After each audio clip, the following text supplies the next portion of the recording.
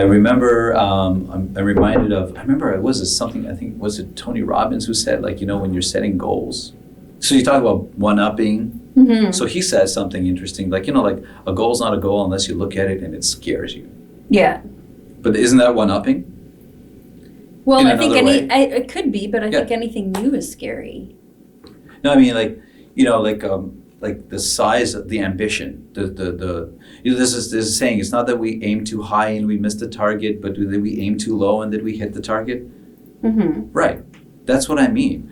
And that's where I'm coming from, is that I keep reminding myself, why is that important to me? Because I always used to be that guy. Yeah. That not take a risk. Forget about not take a risk. You can't do this. Mm-hmm. You're not worthy, all that stuff.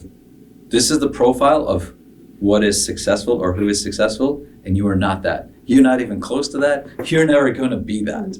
So who put the profile in your head? So I don't even think it's somebody who intentionally put the profile in my head. Mm-hmm. I don't even think it was that.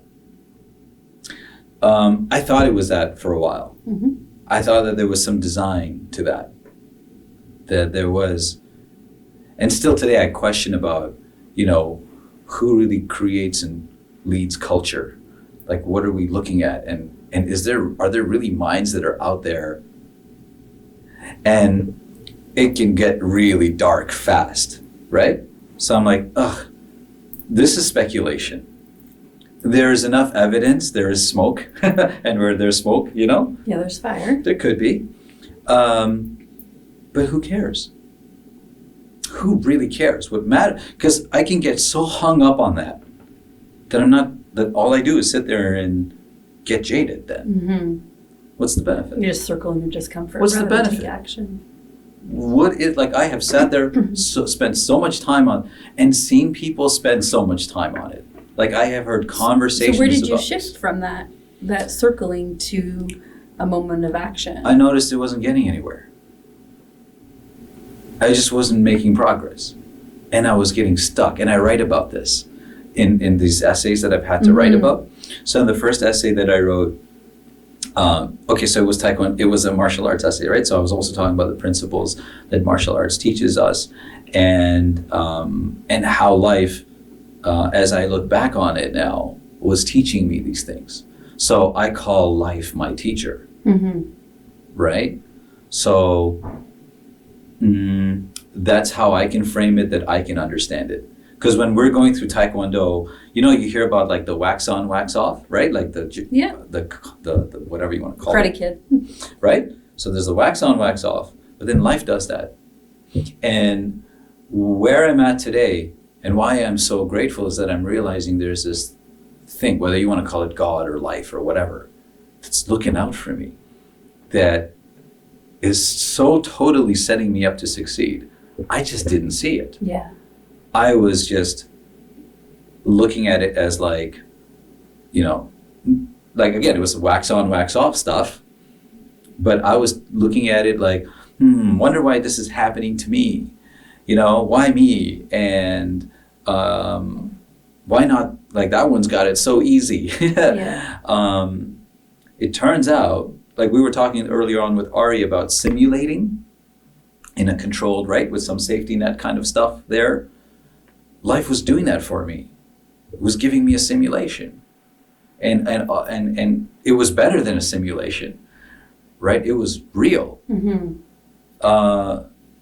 So when it first started happening all the way back, I didn't realize it. Let's see.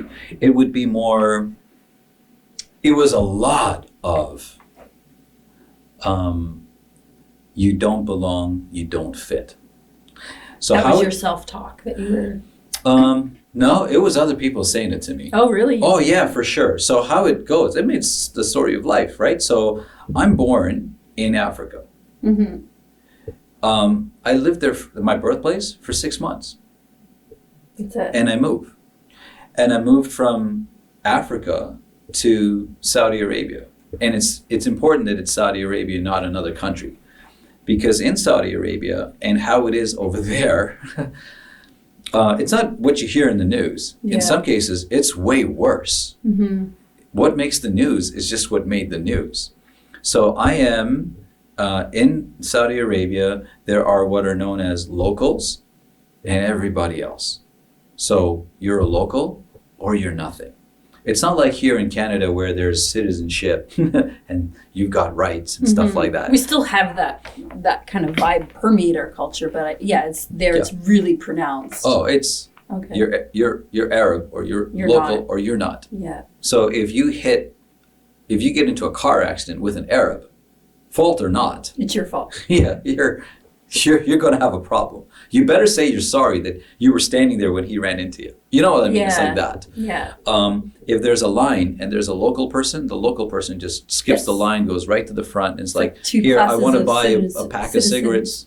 That's it. Doesn't even look behind. There's no excuse me. There's here, take my money. And it happens like it's okay.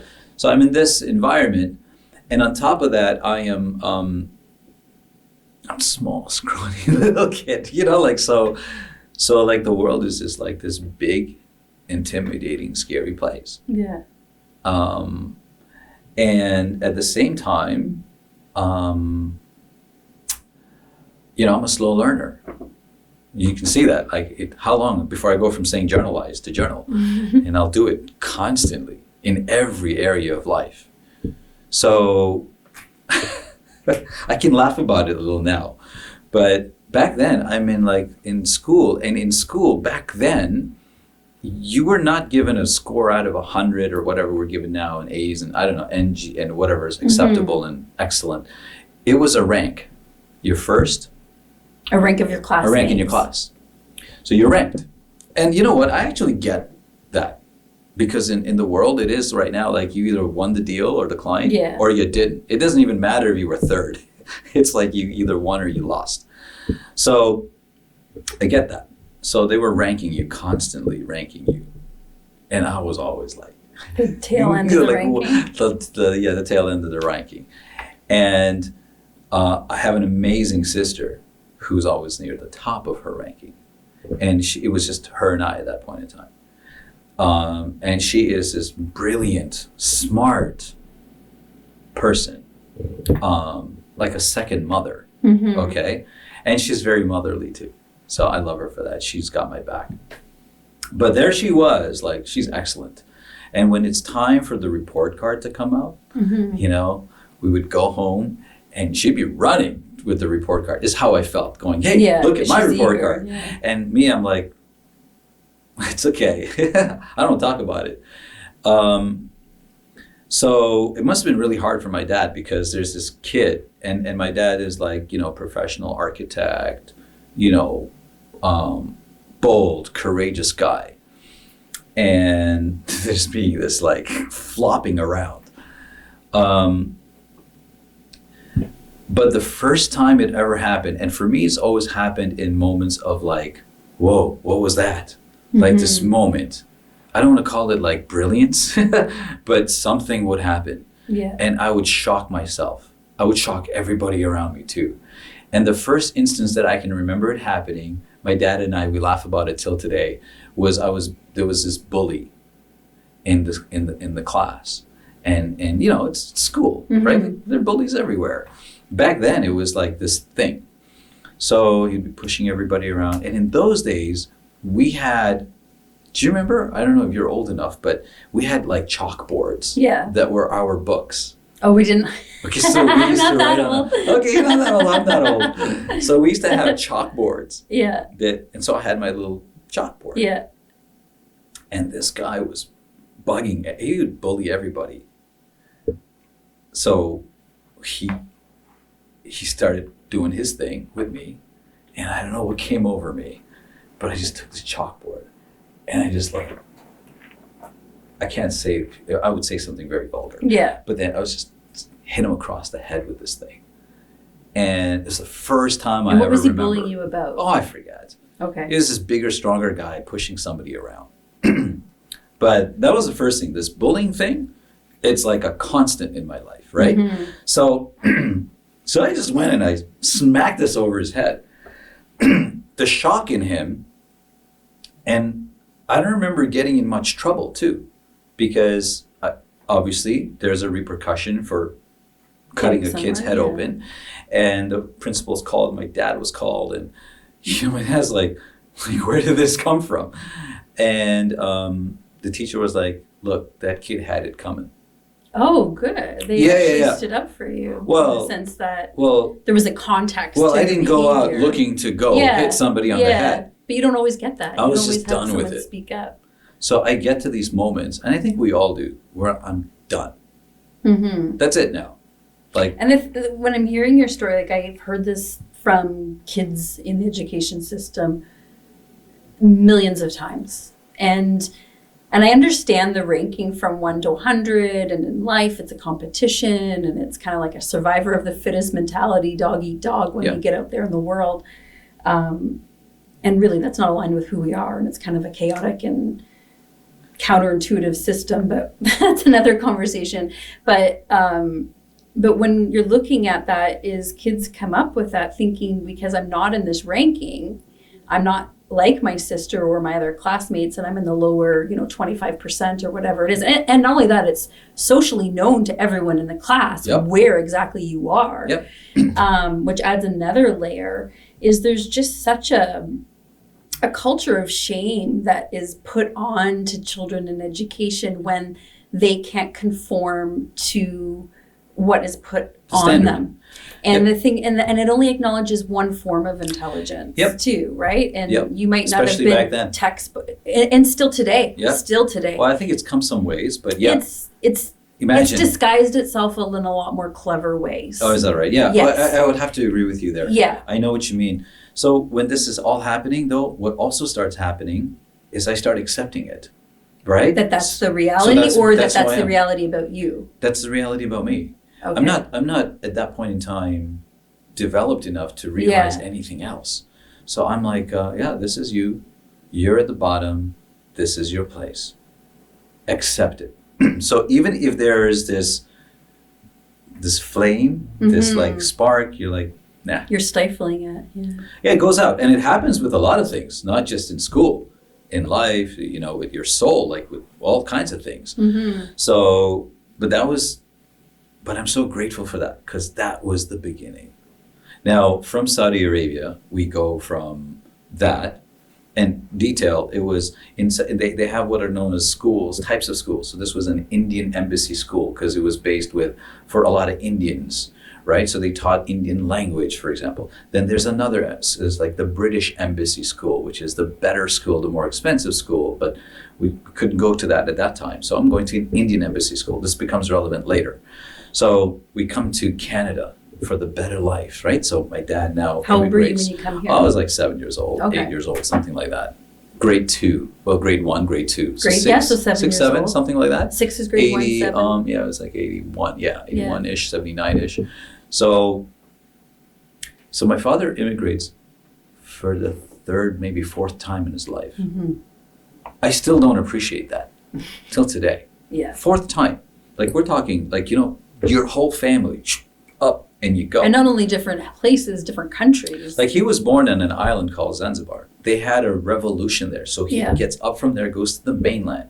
Tanzania, gets up from there, goes to Kenya, gets up from there, goes to Saudi Arabia. And Saudi Arabia was not all hell. There was like beautiful time there because family was very tight, very tight. It was great, barbecues and happy moments. But outside of that, when you go outside of that, it's scary. So you stay here, you stay close. Mm-hmm. Anyway, so we go from there to Canada and we land in Flemington Park, of all places. Where's Flemington Park? You heard of Jane and Finch. Oh, yeah, so it would be the number 2 to Jane and Finch. Okay. Back in the day. In GTA. Yeah, GTA. It's like Don Mills, Eglinton. Oh, I know that. I was close to their Peanut Plaza, Don Mills, Shepherd. So that's further up. That's where richer north. Folks live. Yeah. We're like go further south. Yeah. There's like no man's land between downtown and the suburbs. Yeah. So Flemington Park, and I go from this guy to now we land in. And the part of the story that's interesting to me is that when we land, in those days, to decide which grade you're going to go in, they would give you a quiz. Yeah. So they gave me this quiz. That, Oh, they do? Okay. Yeah, they want to see where you're at from the country you're coming up from academically. Academically. And your English skills as well. Okay. So back then, they give me this test. And my score, because if you're Indian, you're going to be good at math. That's what they do. They really push the math. So I score really high in math. Right? Mm-hmm. Well, for this standard here. Yes. And they give me a choice. Do you want to go to grade 1? Or grade 2. Or do you want to go to grade 2? Now you tell me that, again, I didn't even think about it. I was like, grade 2. Right? Like, so, but they didn't tell me is everyone's going to be that much bigger than you and all that other stuff. You're already a smaller kid. Already. Yeah. So I go to grade 2. Oh my God. And then there's also, I'm a person of color at that time. It was very new here, right? So there's all that going on. But the amazing thing happened, I was so unaware of so many things. So in grade 2, I go through this and my teacher's like, I knew something was constantly being reminded that something's wrong with you, something's wrong with you, something like, so when I get to, like even Ari would love this. It's like we're told to come and sit in a circle. Okay, even that, I look at that, right? I'm like, come and sit in a circle. I was like, I know, I've been there. I've had that resistance So myself. one day, all of us kids are like taking our time getting to the circle. Yeah. And the teacher says, I remember her name till today, bless her soul, Miss Brown. But she says, if you guys don't hurry up, get into the circle, I'm going to send you, you're going to end up in the corner. I saw that as an option. So they go, so she's looking at me because I feel like she's picking on me anyway. She goes, do you want to go sit in the corner? Yes, please. Yeah. And I was like, sure. And now she's like fuming. And because so she sends me to the corner and I'm like, what do I do now? Well, she goes, whatever you, like, I don't care for you, right? Like, yeah. Do whatever you want to do. I was like, wow, this is really good. So I'm drawing and I'm doing my thing. I'm in my own little space. And I do that a lot anyway, till today. I dream and I float around. And after a little while, I don't know how much time passed. She's like, so are you ready to now come into the circle or do you want to stay there? Again, I see it as a choice. Yeah. I go, well, I'll stay. Oh, that is considered like now, can you imagine, right? And I don't understand colloquialisms. So I am this rude kid. And she's like, something's wrong. So I get sent to the office.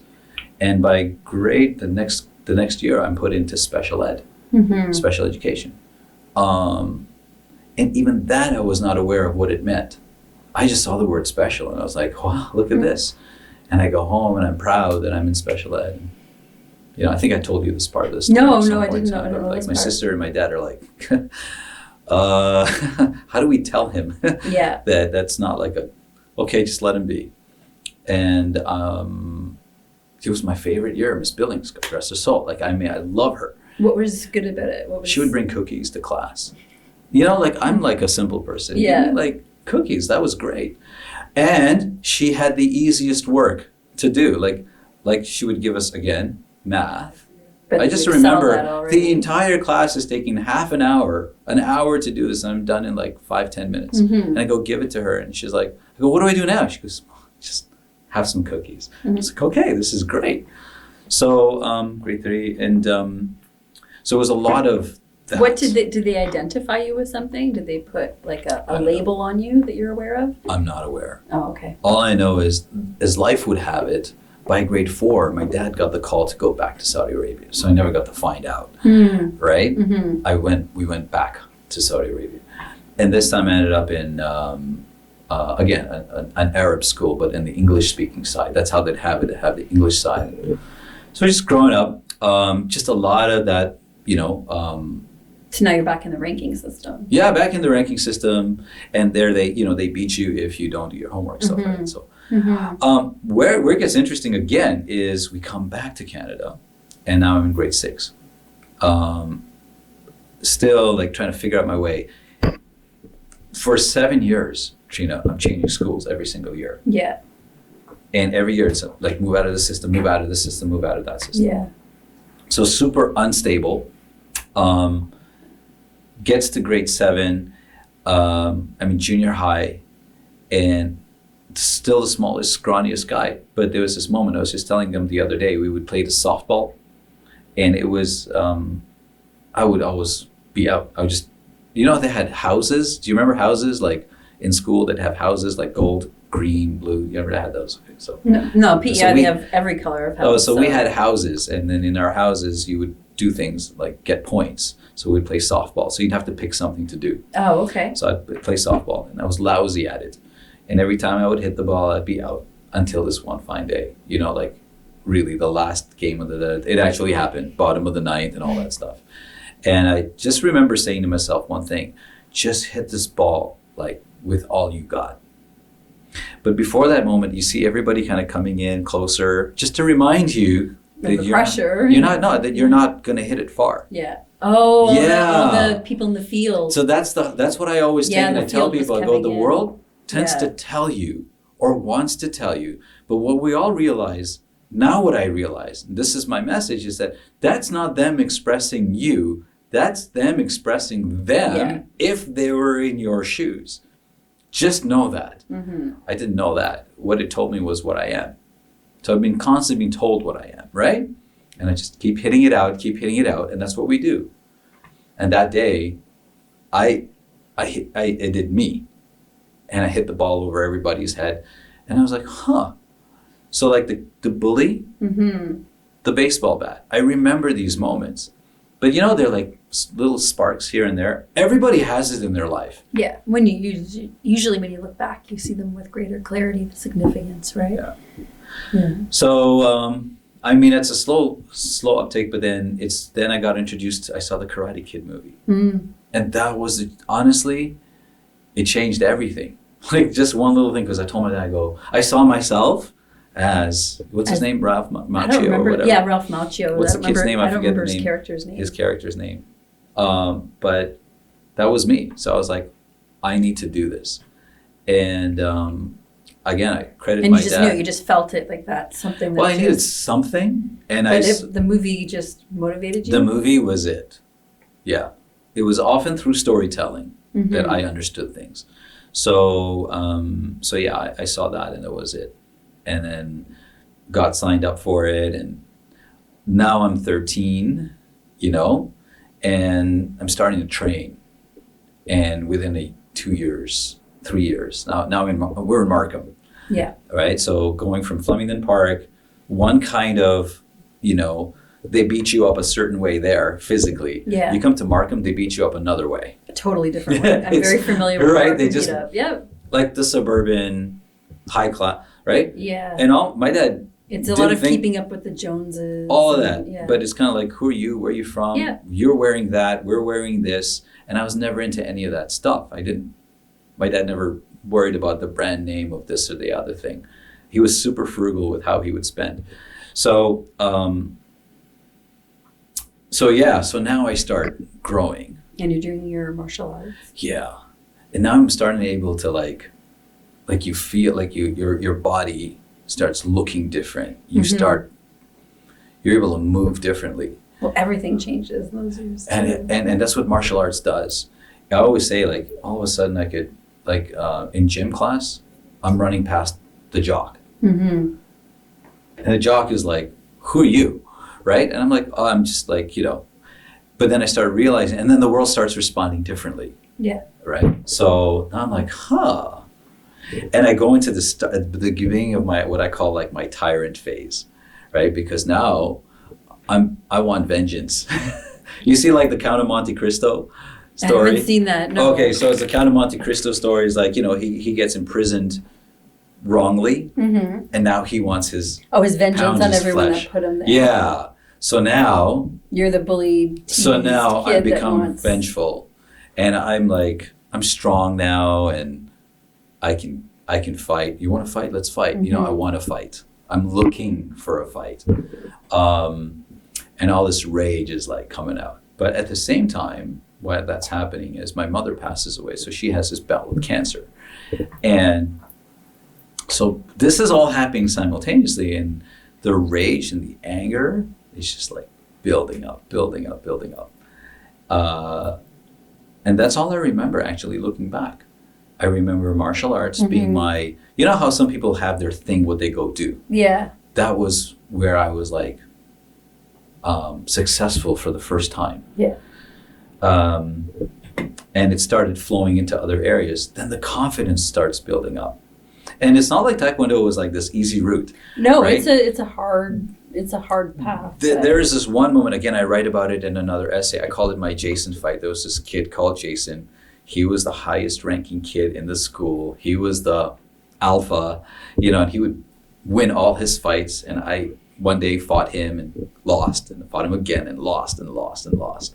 And then one day, finally, I beat him. And the first time he's ever lost. And everything changes after that. So as I reflect back. But did everything change from other people's perception, or did it change from your perception Both. as well? Both. But what had to happen first was I had to change my perception. Yeah. I actually had to look at Jason and go, I'm going to beat you this time. While everyone's saying to you, you're going to lose. Yeah. Yeah. That had to happen. And now I actually listen for that. Like I consciously listen. I want it when people start saying to me, that can't be done. And did you connect? Or you can't do like it. your mother's passing is really significant too, because like were you on the rage path prior to your mom's passing, or was that just leading through her illness? I think that really just amplified it. Yeah. So my mother is like to me the source of because your love. anger from that Yeah. could be displaced over there. Yeah. Right. So. Yeah. It just got me to put more oomph into everything that I was doing. So even when somebody says they've lost a loved one or a significant one, I'm like, yeah, as much as that's sad, whatever you want to call it, I couldn't let go. Like I love my mother so much that it's like there's this vacuum, there's this void. So how do you fill it? You can't. My father married somebody who took care of us. It's unbelievable what she steps into, like a family of 5. Oh wow. Yeah, and takes care after us like you're your own. Yeah, we call her mom. Like what I've been given, I'm blessed. I always say I got 2 moms. Like, I'm blessed. I got more moms actually. There's so many moms Your sister up mom. here. Yeah. So many moms up here to take care of me. So look at that, right? But nobody ever replaces this one. Your mom. So I look at it and I was like, but I want this. I'll never get. So my relationship with her started changing. And now I'm starting able to help people understand that, look, when you lose somebody, you really haven't lost anybody. Their form has changed. Right. And I say that now, like the form has changed. That's all. So she went from being a physical form, presence. and then I was like, you will be in everything that I do. So you will always be with me. And I'm like, I will do to make you proud now. So I take her with me in everything that I do. And did you find that's not an insignificant thing? A lot of people spend hours in counseling to make that shift, because that's a conceptual thing that calms down the grief, for lack of a better word, right? Because it helps you manage the grief in a mindset that makes it digestible and it makes sense and it resonates, because there's for a lot of people there's truth to that. There's truth in that. And so to be able to shift that, like that's not insignificant. To be able to recognize, or was that just something you always knew, that your mom was always going to be there regardless of her physical presence not being here? Like, did you feel that, or did you learn that?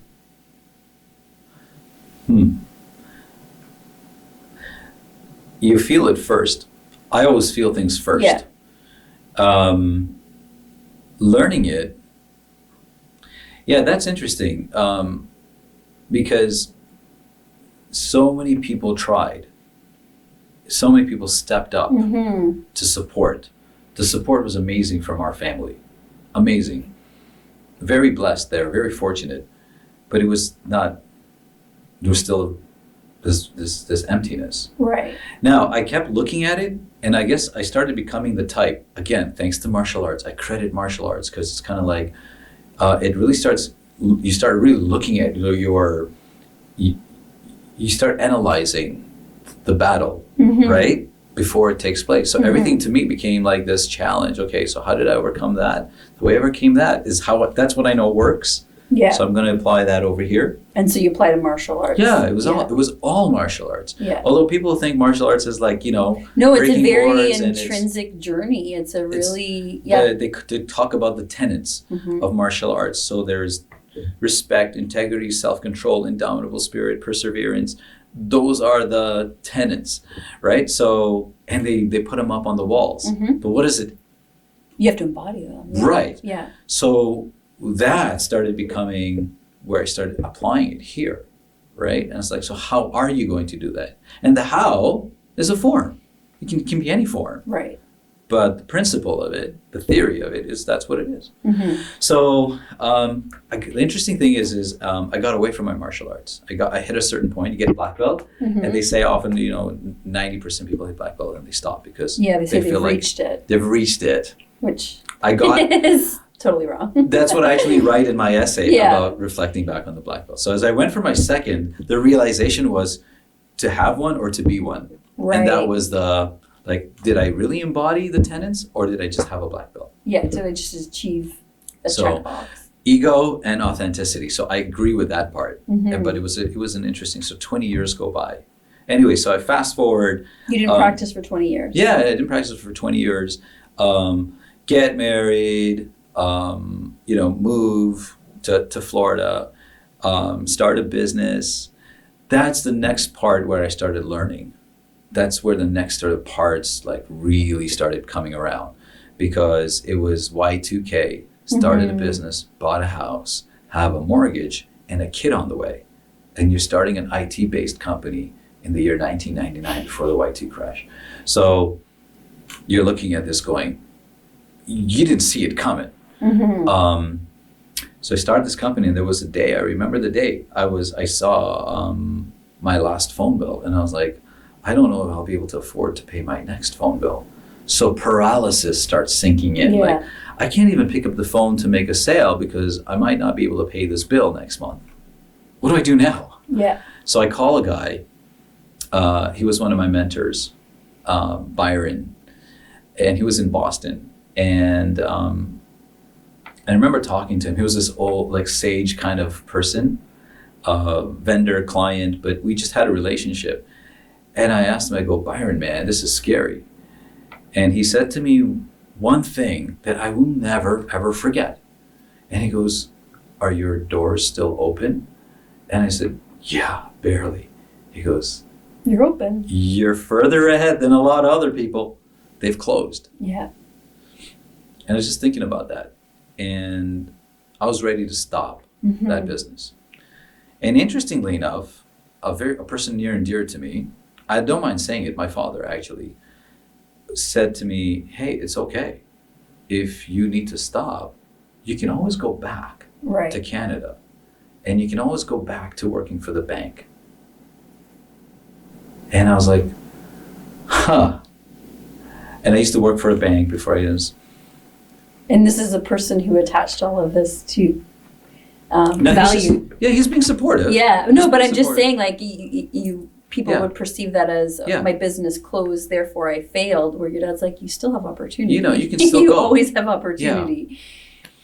But I Yeah. remember this one thought being really, at that moment, was like, it was this thought of, this is like the fight or flight moment. Mm-hmm. So back to my Jason fight, I would always lose to Jason. I remember if I would move backwards. As soon as I start moving backwards on Jason, I lose points Yeah. and he wins. And the day that I beat him was the day I was like, whatever you do not go backwards. And so I started saying to myself, whatever you do, so how do you prevent yourself from going backwards? Go forward. Mm-hmm. That is the one thought that I had. And that's how I beat the guy. I couldn't believe it came to that one little thing. So that is my thought constantly now. And It's so when your do business not doors are about to go close, backwards. go forward. Go forward. And go forward with everything you got. Mm-hmm. Do not go forward half-assed. So today when I talk to people, I'm like, just before you start a business, go do something bold first. Yeah. Do See something. how that feels. Go do something you're afraid of doing, because you're going to need that simulation later. Yeah. So for sure. And that was again. So I was like, okay, this is that moment. There is no option. Mm-hmm. You must go forward. The president or CEO, I think, of Honda or Toyota once talked about this concept of what I tell a lot of people nowadays. It's called throwing away the ladder. You cannot come back down. Mm-hmm. You're on a ledge. It's high. You're scared. You think you're going to fall if you go one more step higher because it's too much. It's too windy. So what we do is we go back down the ladder. Mm-hmm. So he says, throw away the ladder. There's no going down. Yeah. And that's an important. That's a huge thing. It is huge too, because there's setbacks in every business. There's setbacks in every life, and I think just having that awareness that that's inevitable. That's part of the process. That's part of growth. Like you. Yeah, but you'd be amazed how many times I see it happen all the time. Somebody's like, I'm going to do this. And like, okay, I'm not going to do this. Right. I can do this. No, I can't do it. Yeah. Or they have all the ideas, but they don't execute anything. Yeah. At all. Yeah. Yeah. And what's the value of a good idea if you don't act on it? Yeah. And we're like, oh, and while we're doing it, there's the world telling you, well, somebody already tried that before. Mm-hmm. Amazing how many times I've heard. Or no one's going to buy into that. No one's done this before, so it's not going to work. I'm like, but that's why it's going to work. So but how do you know it's going to work? So I'm just curious though, so when you're in that moment and your business is about to go under or, treading water, if you will, and you have all of these, real life stressors of, a child coming and mortgage, did the narrative of your childhood surface there at all? Of that dynamic of I'm not good enough or did that? 100%. It kept resurfacing. Yeah. Call it fear, okay? I call it fear. Mm-hmm. So. Well, yeah, it is fear. Okay. Yeah. So I have a special relationship with fear. Like I actually look at it like, you're fear. Hi, how are you? Yeah. Like I talk with my fear.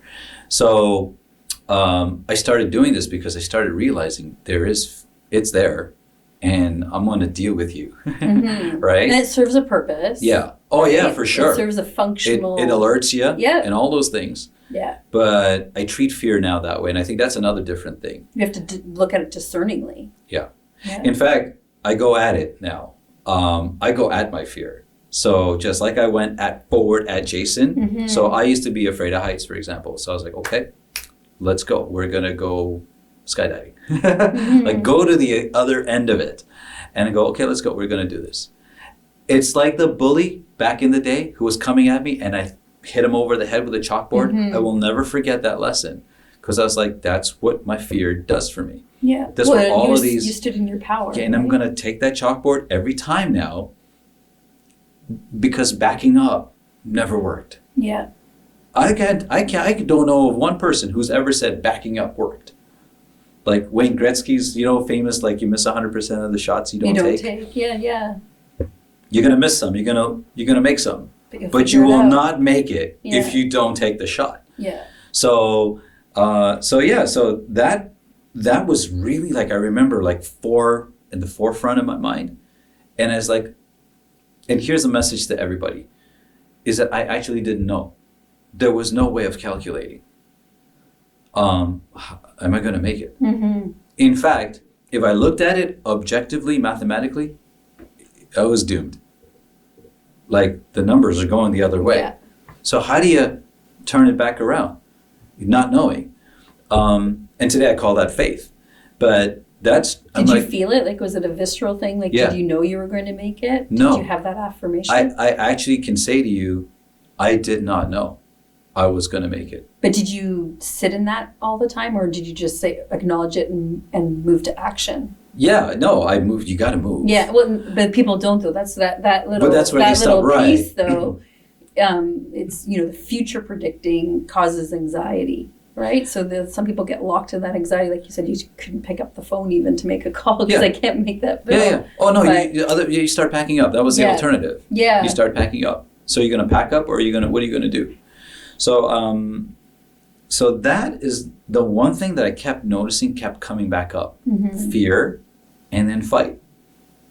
And I, again, back to martial arts. It's like, Jason, move forward. It's that simple in my mind. But I'm so grateful it's happened so many different times repeatedly in different ways that I now have proof that it works in all these instances. Scenarios. It's not just one that, oh, well, that one, it just worked out because of blah, blah, blah. I'm like, no, hold on a second. I was completely hopeless. I could have been hopeless here. I could have been hopeless here. Could have been hopeless here. So, or you have moments of hopelessness, but you don't live in the hopelessness. Right? I think that could be. I now have like zero hopelessness. But you've worked that out? Yeah, 100%. That's good. Yeah, because somebody also once told me, again, back to Byron, he's like, you're here, aren't you? And I'm like, hold on a second. There's a lot to be said for that. All the other times that I thought the world was over was going to end tomorrow. You remember when we were kids, like all these things. Yeah. Your toy broke. Like the world is over. You were invited to something. You didn't get invited to something. And here you are still. Yeah. So I'm like, if I'm still here, okay. So as I'm going through this, but it's still happening because I'm still not feeling this fit in these places. And I'm trying to be these things, this person. So that's also always marinating in my head. But anyway, we get through that. That was in Florida. We come here and oh gosh, then I start Skytek. Ugh, what a mistake, right? Like it would seem. All the things that could go wrong went wrong in ways that I did not see coming. Like we took a sublease, so the sub-landlord files for chapter whatever it's called, eats our deposit. Things are just going sideways. I'm in over my head again. But this time it's bigger. Like the numbers and the rate at which it's going and my capacity to deal with it. And now you have children or a child at least. Oh, yeah. So I'm way out of my league. Way, way, way out of my league. And then I learned the most important lesson at that point. I remember literally the night that it happened because I was done. Like next week.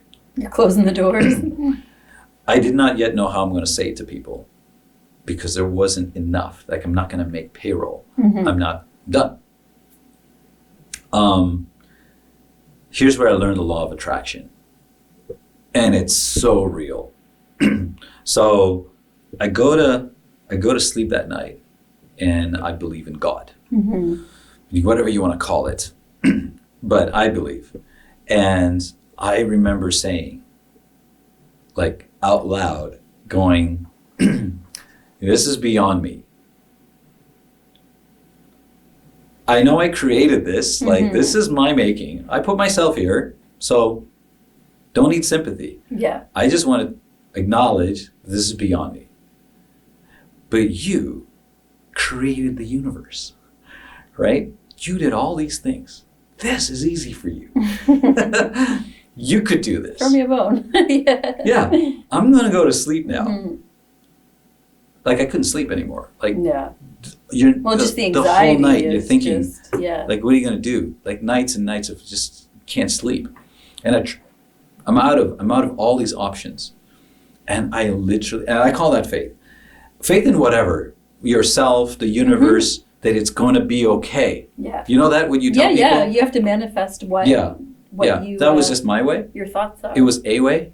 So I remember that night. Yeah.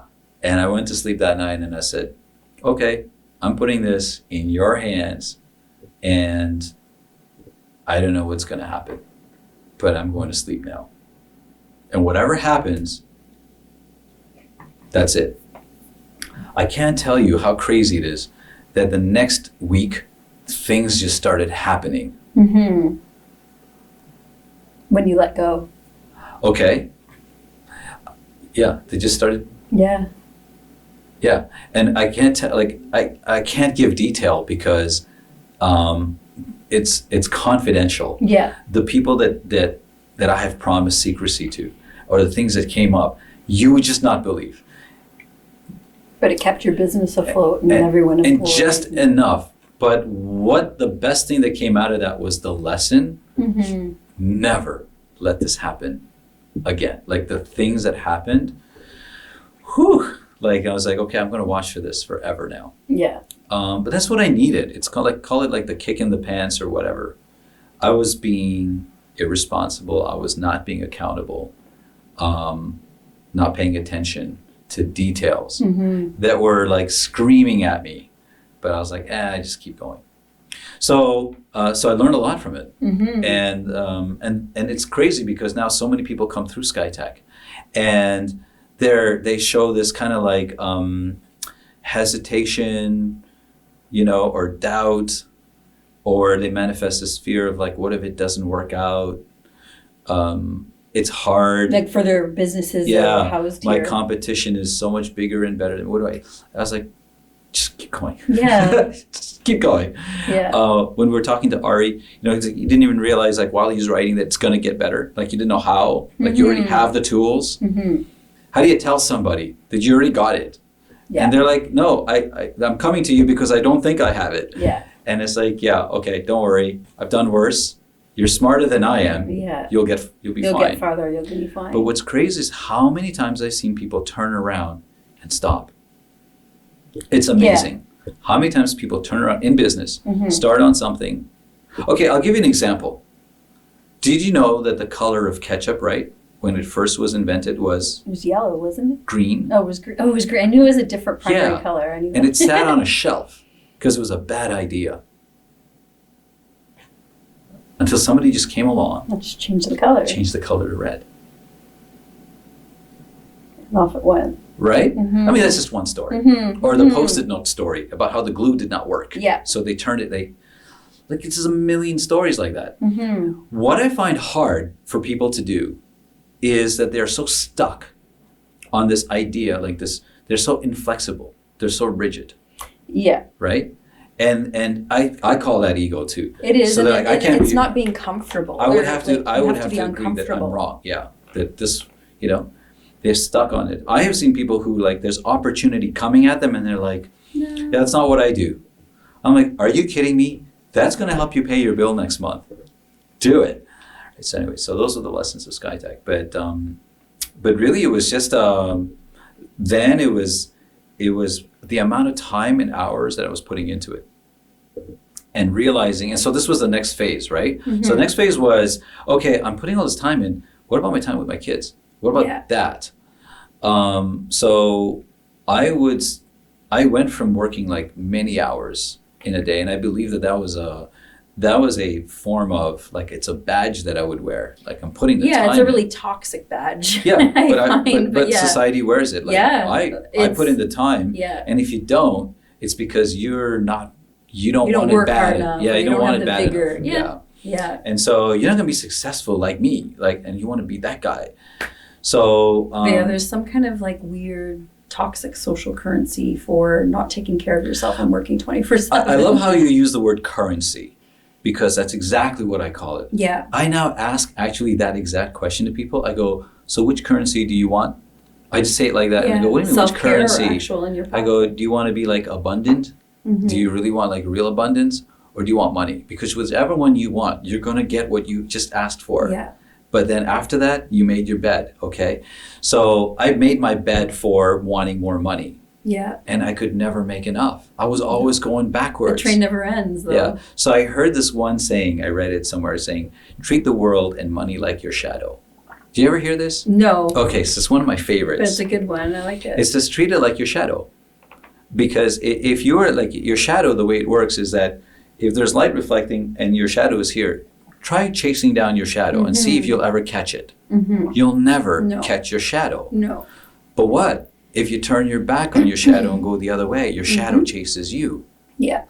And it's very true. It's very, I was frauded out of about $140,000. Yeah. And most people's reaction is just horrible to that. They're like, oh my gosh, I can't believe it. And I can't believe that's happening. And just visceral reactions and rage and tons of empathy for the loss of money.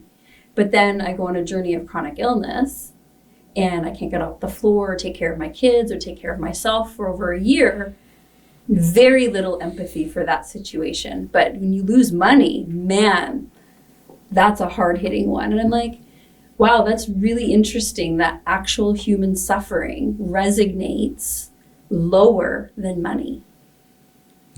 People identify with the loss of money more than the loss of health and capacity to care for yourself. But the good news is, I think that's all changing now. It's coming around. I hope so. I'm going to help it. So here's the next thing. Let's call it the next phase, right? So Skytek has helped businesses, and we're happy about that. Just never felt fulfilling, because it's amazing how many times I saw people come in here and they'd start a business, and after a few years, I look at them again and go, dude, you don't look well. Yeah. You're richer in like the bank account. Right. But you need to go home to your family, get out of here and go to the gym and start watching. And so I started feeling like I was becoming that to these people. Mm-hmm. And either they would be like, no, Mohammed, I can't. And they would say to me, it's easy for you to say because you're there. I go, actually, I never compromised on that. And they're saying, oh, no, it's easy for you to say now because you've achieved this. So what happens when COVID hits? This was my final thing, was when COVID came along and 80-90% of your business can't come into work. Like, I did not factor that into my business plan. I always say that the government would write a law that would tell people to not do business with me. Yeah. Like that's what it felt like. That's what the interpretation of it is. Yeah. That's what the result is. Yeah. So there's a law now that you cannot leave home. So you cannot go to the office. Yeah. Or mandate. It's not a law, but a whatever, mandate. right? So it's a mandate. Okay, yeah, you know about Definitely that too, right? Law. Yeah. But you get what I'm saying? Yeah. And here it is. Business is like done. Mm-hmm. And I promised myself, I was like, through this time, I will make sure I get to the gym. I will make sure I get home and we spend our time. So it's like we started up all over again. Yeah. You know what's crazy? About before the pandemic hit, I'm just going to tell you this is like somebody wanted to take us public. There was an interest in taking us public. This idea is like, look what you do here is like very unique, blah, blah, blah. Mm-hmm. And so with that group, I started opening up the money we were making and the projections we had for what we were trying to do and my goals. And after going through this discussion, I decided I didn't want to go public. But they had already known my goals. Yeah. So a few months go by and I meet them again. And the guy says, so how are you doing with your goals? And they were all financial goals. Mm-hmm. And I remember saying this, these things kind of like, it just comes out of my mouth. I wasn't being rude, but I was like, you know what's interesting? I said, I stopped focusing on these goals. You just put them into the world and that's it. No, I just said, I'm not going to focus on these goals. And then I crushed them. It was crazy. We went way past, and I call it like quantitative goals versus the qualitative goals now. Mm-hmm. And now I say anything quantitative. I'm becoming so like discerning, if you will, about anything quantitative. Mm-hmm. You want to talk about, like if I'm talking with a client or a prospect and they even get into negotiating a price, and I'm like, okay, I'm out. You talk to so-and-so. Are we going to take care of you? This and that kind of stuff. So why I bring that up is because the money comes. Well, I just feel it's just like this byproduct now. The real goal is something else. And so that started forming this idea of La Vida, which is really what I felt was like now. I've worked with businesses all this time. I've done, it was okay. It was a nice challenge. It's now, it doesn't float the boat, anymore. It's so easy to do. And to what end? Mm-hmm. For what currency? I've seen what money's done with people, and I'm like, that's not interesting. Mm-hmm. Let's now really focus on changing, like the complete alternative lifestyle. And so that's kind of like the project now. So, yeah, maybe on another day we'll talk more about that. About La Vida. Well, that's the thing is, we have it wrong, right? We have everything inverted. Well, wrong. It's just. The thing is there's such a value on the things that are not actually there to sustain us and nurture us and keep us going as human beings, right? Money is just such an illusion. And it's a real thing. It's a real thing that we need to eat. Don't get me wrong. I'm not unaware of this reality that we have bills and things, but When we chase money to chase money, it doesn't create and invite happiness. But when we chase passions or follow our truth or our gut or what it is, and put things out to the world and just let go a little bit and stop trying to control everything, then things kind of come a little bit more fluidly, and the money does come from your passion, right? Like, or you are crushing your goals without even thinking about them. I just came to this realization that all of this time I was busy trying to be somebody else, trying to fit in with something else, whether it was from Saudi Arabia to Flemington Park to Markham to whatever it is, to the bank, to whatever. And that's the issue with systems, right? In the cult, like that's a global system. Like you moved around the world and experienced this. Yeah, the blessing, I always say, for me has always been, as hard as I tried to fit in with these places, and this is what I would say to people now, is that if you ever get the feeling that you're not wanted somewhere, if you ever get the feeling that you're told you don't belong somewhere, don't feel bad. Say thank you. Yeah. Because what they're really trying to say is you're better than this. Yeah. We try so hard, and I was trying so hard to be part of these cliques, to be a part of these things. Well, because we're socialized for that as well, and in addition to just wanting to fit in as people. Yeah. And then there was the movie Kung Fu Panda, which opened up the whole, explained it to me in ways that I could understand. And I was like, so that's what I'm saying is like, I remember in that movie, like one of my favorite lines is when, I think in Kung Fu Panda 3, he's now told to teach others Kung Fu, right? And as the teacher now, he realizes that none of them can be taught the way he knows because they all have their own. That's when he realizes, okay, I am not any one of them. I'm all of them. And now when I heard that, I was like, wait a second, maybe that's why I don't fit in any one single place. But the guys I play golf with, compared to the guys I play hockey with, they could never be in the same room together. Oh my God, yet you morph. I gotta have both of them. Yeah. I love Skytek for that reason. I mean, so many different kind of people. I'm starting to realize, it's like, wow. Languages, culture, food. So I'm on, I don't know what's going to happen next, but I can say this much, that it is daunting what it is that we got to go do.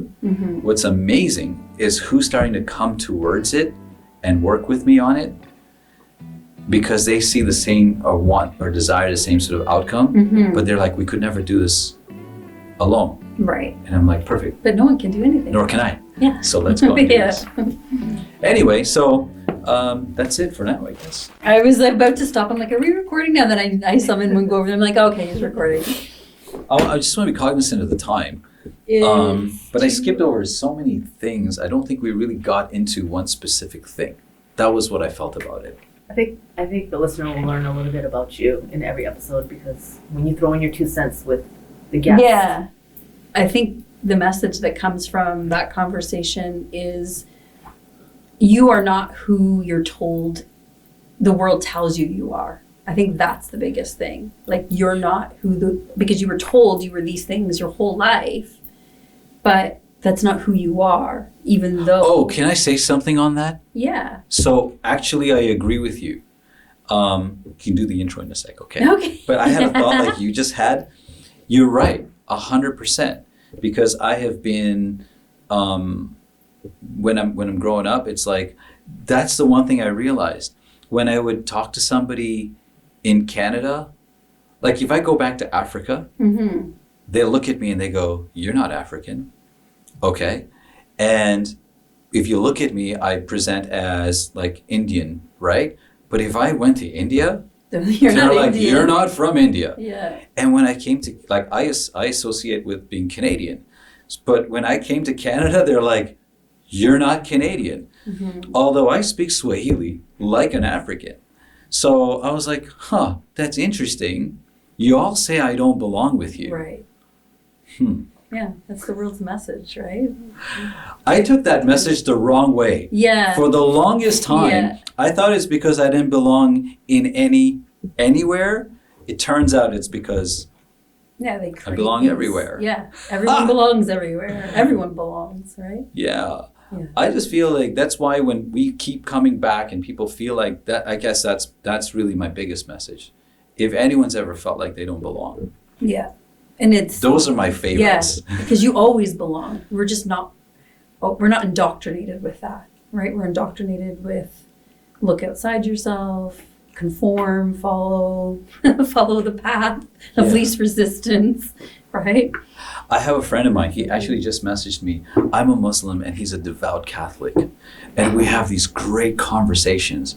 And one day, we both said to each other, like, he said to me, he goes, you know, you're a lot closer to Catholic than you realize. And I said to him, you know. You're a lot closer to Islam than you realize. So that's the beauty of it, is like, when you go higher, Mm-hmm. you know, you're like, wow. Well, you see the fundamental threads that are weaved through all of them, Right? Right? Yeah. Just, somebody else said that earlier on. It's like all of these cultures and all of the stuff that's out there, sure, I respect it and I love it. And if somebody were to say, okay, Muhammad, now they're starting saying, you're African. I go, okay, so now they're saying it, right? Because now they want to own a piece of you. And somebody, like family members that didn't want to know me before were like, he's my cousin. Or somebody would say, he's Canadian, or he's part of this. And now he's part of our group now. And I'm like, no. I'm good here. Yeah. In fact, I've become so bad with that if I even find like there's too much like of an affiliation with one specific thing, I'll actually purposely throw that piece of me in the garbage because I don't want to be tied down to one particular thing anymore.